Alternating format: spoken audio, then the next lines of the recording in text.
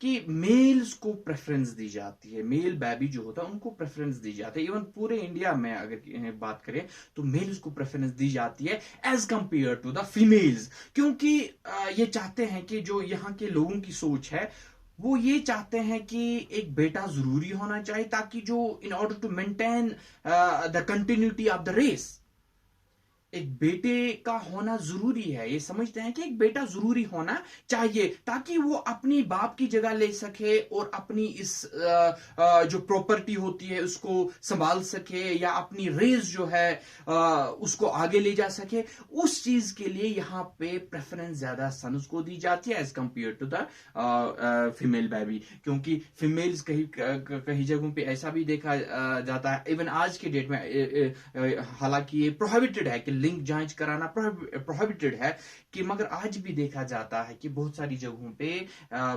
जो लड़कियां होती है वो उनको जीने से पहले ही उनको मार दिया जाता है, उनका गला काट दिया जाता है। क्यों? क्योंकि लिंग जांच कराते हैं और पहले ही उसके बाद जब उनको पता चलता है कि फीमेल बेबी है तो उसको वो किल कर लेते हैं उसके आने से पहले। It's very disgusting on the this part. तो यहाँ पे हमने देखा कि प्रेफरेंस जो है, क्यों प्रेफरेंस दी जाती है, ताकि in order to maintain the race, तो उस चीज को मेंटेन करने के लिए यहाँ पे प्रेफरेंस सन्स को दी जाती है। तो कहीं ना कहीं ये भी इस्तेसाल है, कहीं ना कहीं ये भी प्रॉब्लम है, कहीं ना कहीं ये भी मुश्किलात है इनके साथ, ये जुल्म है और ज्यादती है इनके साथ, अगर इस बेस के ऊपर हम इनको वायलेट कर रहे हैं। ठीक है।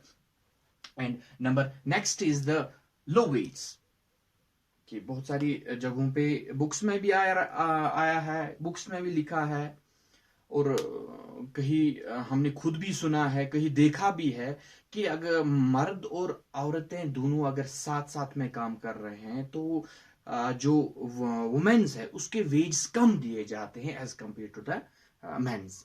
अगर दोनों एक ही जगह पे काम कर रहे हैं, एक ही काम कर रहे हैं, पूरे दोनों इवन सेम टाइम तक काम करते हैं, मगर वेजेस जो है लड़कियों को कम दी जाती है, लड़कों को ज्यादा दी जाती है। हालांकि मैंने इससे पहले भी कहा है कि वो दोनों शाना बशाना एक के दूसरे से चल रहे हैं, नेक टू नेक चल रहे हैं। लड़कियां आज पीछे किसी काम में नहीं है, मगर कहीं ना कहीं ये भी देखने को हमें मिला है कि लड़कियों के साथ आज भी ज्यादती हो रही है, आज भी जुल्म हो रहा है वेजेस के हिसाब से। जब किसी फैक्ट्री, इंडस्ट्री या किसी और जगह पे वो काम करते हैं तो उनकी जो उजरत होती है, महाना उजरत या दिन की जो उजरत होती है, उनको जो वेज दिए जाते हैं, उनको जो एक हम कहेंगे तनख्वाह दी जाती है, वो कम दी जाती है as compare to the mails.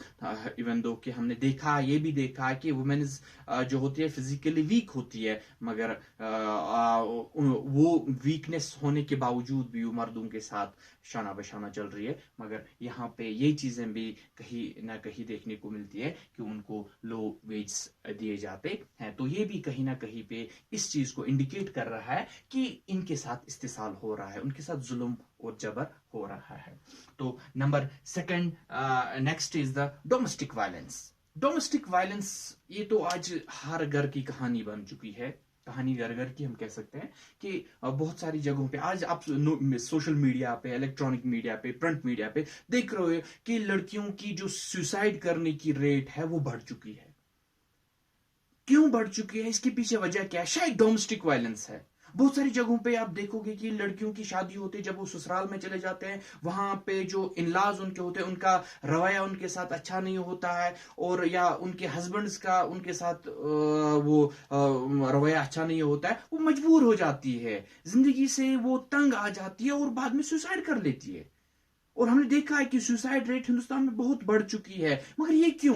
कहीं ना कहीं वही वही मैन फोक जो हम है, हम इस चीज के लिए जिम्मेदार है, हमने इस चीज को जन्म दिया है। अदरवाइज ये हमारी माँ है, ये हमारी बेटी है, ये हमारी बहन है, मगर हम शायद इस चीज को भूल चुके हैं कि ये समाज में हमारी बेटी भी है, हमारी माँ भी है, हमारी बहन भी है, हमारी बीवी भी है, मगर हमने इस चीज को तर्क किया है। और डोमेस्टिक वायलेंस, सेक्सुअल हैरेसमेंट हो रही है। आप गाड़ियों में देखते हो, रोजमर्रा इलेक्ट्रॉनिक प्रिंट मीडिया पे या सोशल मीडिया पे आ जाता है कि फलानी लड़की के साथ, फलानी औरत के साथ यहाँ पे वो सेक्सुअली हैरेस हुई या डोमेस्टिक वायलेंस का शिकार बनी। तो ये चीजें कहीं ना कहीं पे ये देखने को मिलता है कि इनके साथ ये इस्तेसाल हो रहा है। उनको भी फ्रीडम चाहे, उनको भी आज़ादी चाहे, उनको भी जीने का उतना ही हक है जितना हमारा है। मगर हम दरिंदे बन चुके हैं। जो आज के लोग हैं वो दरिंदे बन चुके हैं इस मामले में। देखो, हाँ, बहुत सारे ऐसे केसेस आए जहां पे सेक्सुअल हैरेसमेंट